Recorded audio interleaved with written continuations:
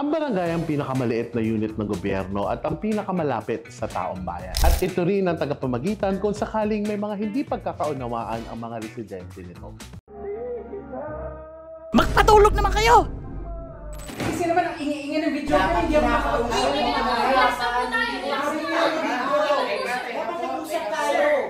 Mag-usap po tayo, nandito po tayo para mag-usap ng maayos. Hindi po yung nagsasagutan kayo kagad. So, kailangan po natin mag-usap ng maayos. Okay? Alam kaya ito na nakararami?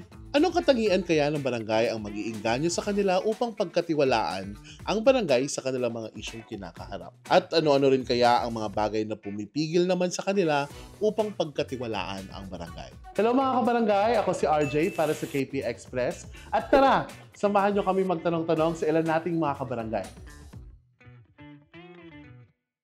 Sir, kapag may problema kayo sa inyong lugar or conflict sa kapitbahay nyo, pupunta ba kayo sa barangay para dumulog? Hindi po, ayoko. Nakakapagod pagpunta ng barangay. Di ko po alam eh. Parang nakakahiya po kasi yun. Opo sir, para mapag-usapan. Hindi sir.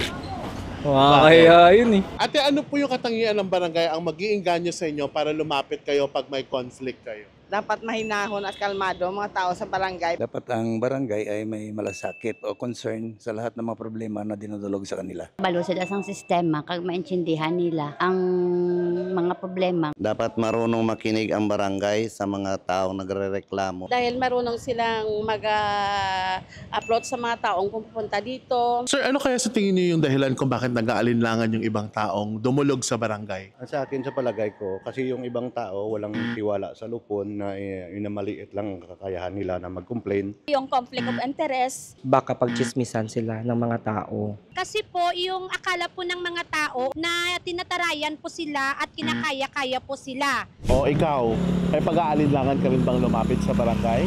O naniniwala kang kaya nitong ma-resolve ang mga conflict sa inyong lugar? Ikwento yan sa comment section.